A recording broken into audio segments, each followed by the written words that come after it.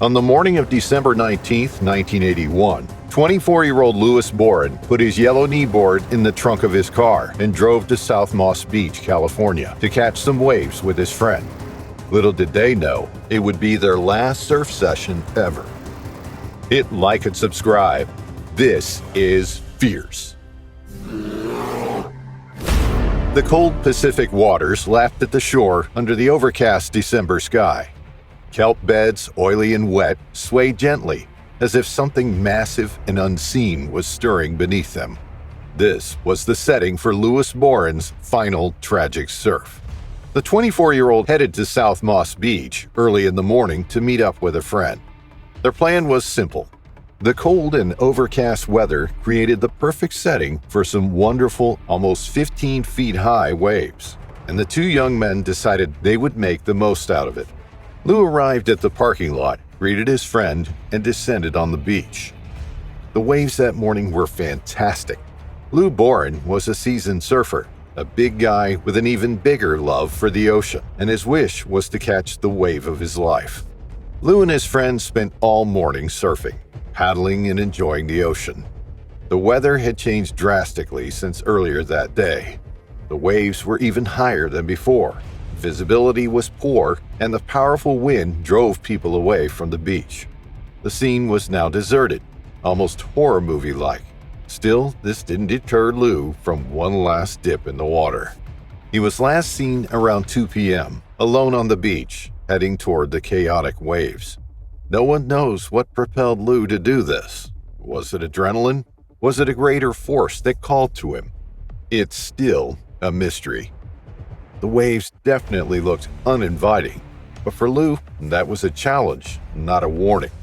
The waves at that moment were 6 feet high and unruly, the kind of challenge he thrived on.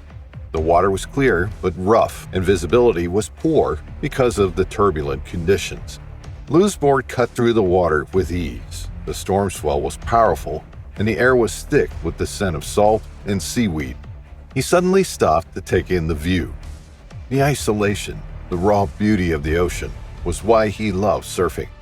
But this isolation also meant he was alone with whatever lurked beneath. In that very moment, Louis was being watched by one of the ocean's deadliest predators. A mammoth-sized great white shark, estimated to be 17 to 19 feet long, was cruising the kelp-filled shallow water nearby. It didn't take long until the animal saw Lou lazily floating on his board.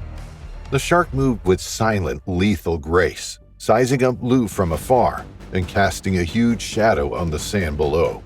The tranquility of that moment took over the surfer, leaving him unaware of the danger that lurked underwater. Were the conditions that day better, he probably would have sensed that something wasn't right. The submarine with teeth, as someone would later call the great white shark, waited for just the right moment.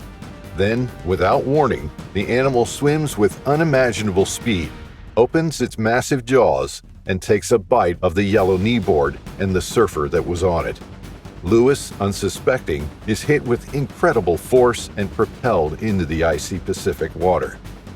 He feels immense pressure on his chest and back without realizing what has just happened to him. Almost half of his board now missing, being pushed around by the waves, is what he first sees. Then he puts two and two together, and the surge of adrenaline leaves his body just as he is about to see blood surrounding him. A massive chunk of flesh, ribs, and skin from under his left armpit to his hip is missing. He doesn't even feel the pain anymore. He simply sinks further into the ocean, unable to fight the currents. What happened is a surfer's worst nightmare. From the left side, the shark surged upward in a powerful burst of speed, jaws wide open. It bit through Lou's board and into his body with horrifying precision. The impact was devastating, the crescent-shaped bite tearing through his flesh, nearly severing him in two. Despite his first instinct being to fight the beast, Lou's struggle was brief. The almost 19 feet long animal left its prey almost immediately after the attack. It no longer presented any interest. A few moments later, the world around him faded to darkness. and he surrendered to the cold embrace of the ocean. Great white shark attacks are more rare than you think, and humans aren't their number one most loved prey. In fact, these sharks attack out of curiosity, oftentimes taking taste tests of unfamiliar objects that catch their eye. Films like Jaws propagate the image of great whites as mindless hunters, prowling dark coastal waters for hapless swimmers, an animal whipped to frenzy by the scent of human blood. Yet, not only do most people survive their encounters, many suffer only moderate injuries. Swimmers dragged underwater by great whites are sometimes left with puncture marks, but the animals often don't inflict more severe wounds. Unfortunately, fatal attacks can happen, and when Lewis Boren sadly lost his life due to a great white, the media went crazy. The day after Lewis was last seen, two surfers were walking on Asilomar State Beach in search of the perfect spot to start their paddling. Their eyes caught the vibrant yellow of Lou's kneeboard. Actually, half a kneeboard. A big 18-inch chunk of it was gone. The shape was similar to that of a crescent moon, which could only mean one thing. Something massive took a bite out of it and possibly injured the surfer in the process.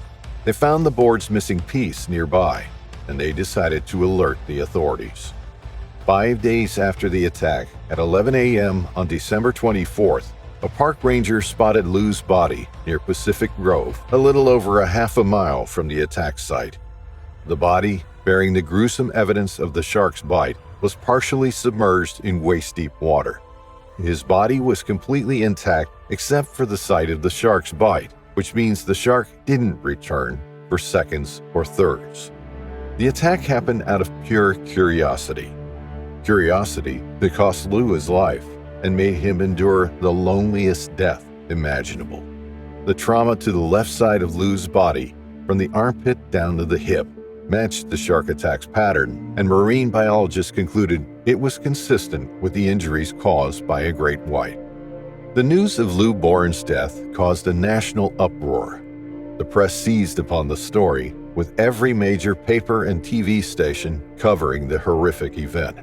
Rolling Stone magazine ran a feature story with a haunting piece of artwork depicting a great white shark cruising through kelpy shallows at night, blood streaming from its gills. The image was so disturbing that it became a symbol of the terrifying encounter, a reminder of the ocean's hidden dangers. Still, one simply cannot help but think of the lonely, cold death that Lou Boren endured. The ocean that he loved so much holds a lot of secrets and monstrous predators. You never know when one of them will strike.